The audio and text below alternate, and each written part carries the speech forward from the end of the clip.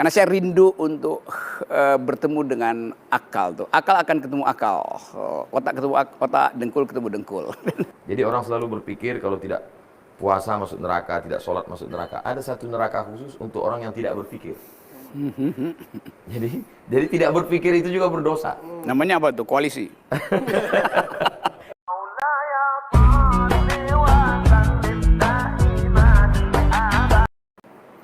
Kita mulai dari Bang Rocky, bagaimana kira-kira situasi politik menjelang pemilu 2024. Kemudian nanti Ustadz Somad bisa menyampaikan bagaimana suasana hati keumatan yang mesti dijaga menjelang pemilu 2024. Baik, silakan Bang Rocky. Oke, terima kasih.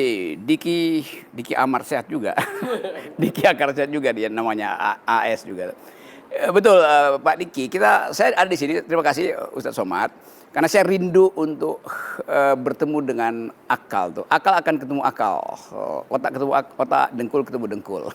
Jadi saya senang selalu membayangkan bahwa Indonesia diasuh di dalam percakapan kebudayaan. Percakapan politik itu terlalu bukan berbahaya tuh ya, sedikit menjijikkan buat saya percakapan politik. Karena itu isinya transaksi itu. Bukan pembicaraan yang membuat orang punya harapan. Orang kalau dengar diskusi politik hanya mau bunuh diri aja tuh. Karena merasa nggak ada harapan.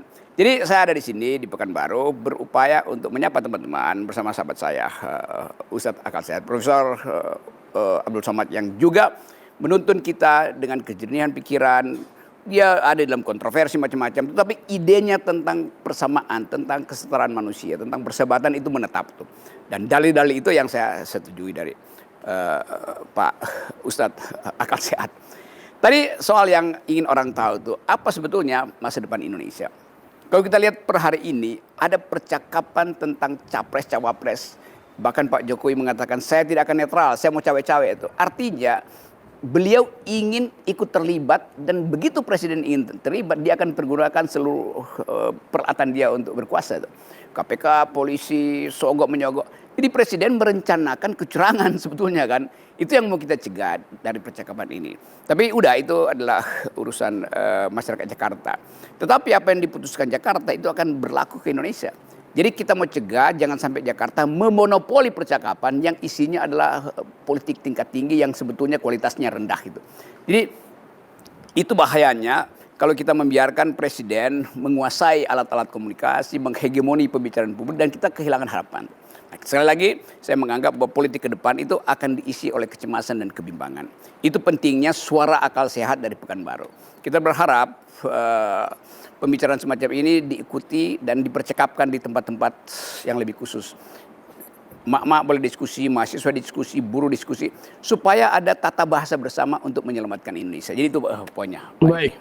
Poinnya adalah bahwa cawe-cawenya presiden bisa menimbulkan keresahan di masyarakat, tapi kita umat Islam mesti menjaga rasa itu dengan keyakinan dan keakidah kita.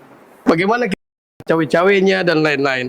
Mungkin Prof bisa mencerahkan umat Islam dalam hal ini. Bismillahirrahmanirrahim. Assalamualaikum warahmatullahi wabarakatuh. Saya hari ini dapat durian runtuh. Kedatangan Bang Rocky Gerung yang sangat membahagiakan, mengharukan. Ruangan ini dipakai pertama kali oleh Bang Rocky Gerung. Bang Pak Diki beserta keluarga, terima kasih.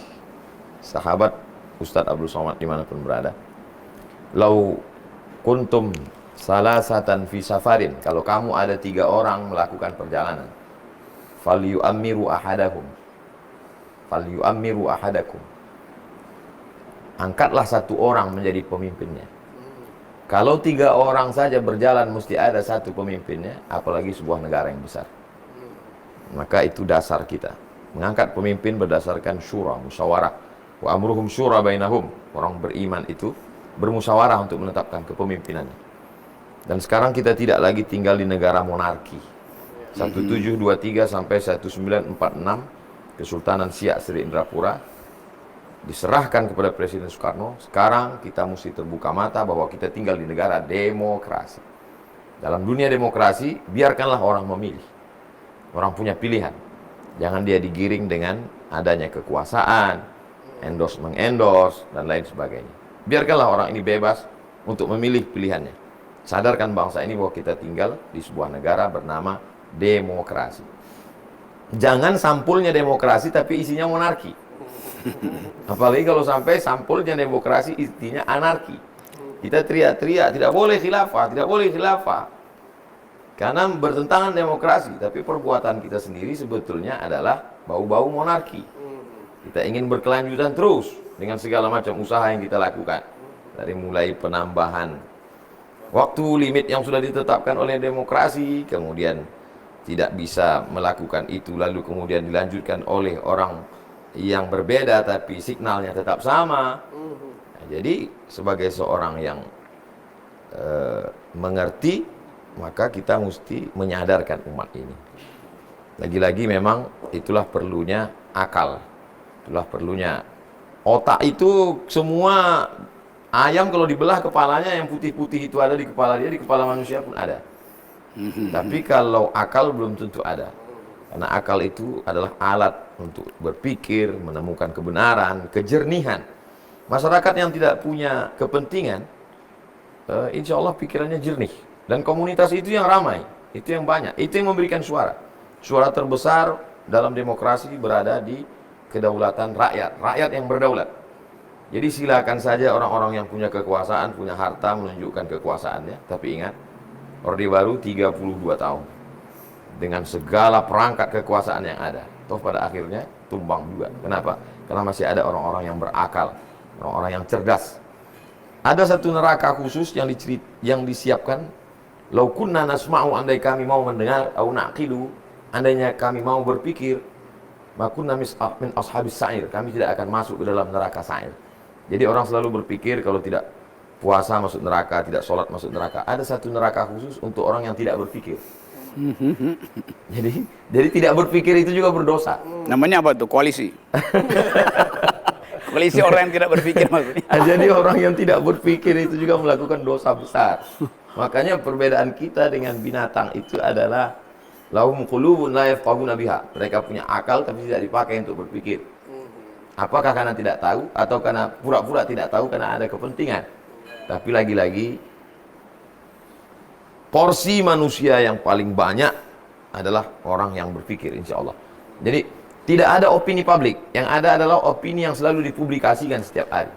Dan Bang Rocky dengan berbagai macam channelnya, sampai-sampai itu keluarga saya, kalau saya pergi kemana-mana, pasti mereka akan bilang, halo halo.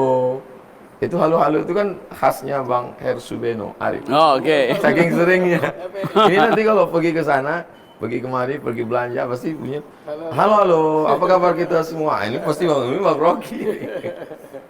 Oke. Jadi kita bersama untuk mengembalikan masyarakat ini supaya berpikir jernih.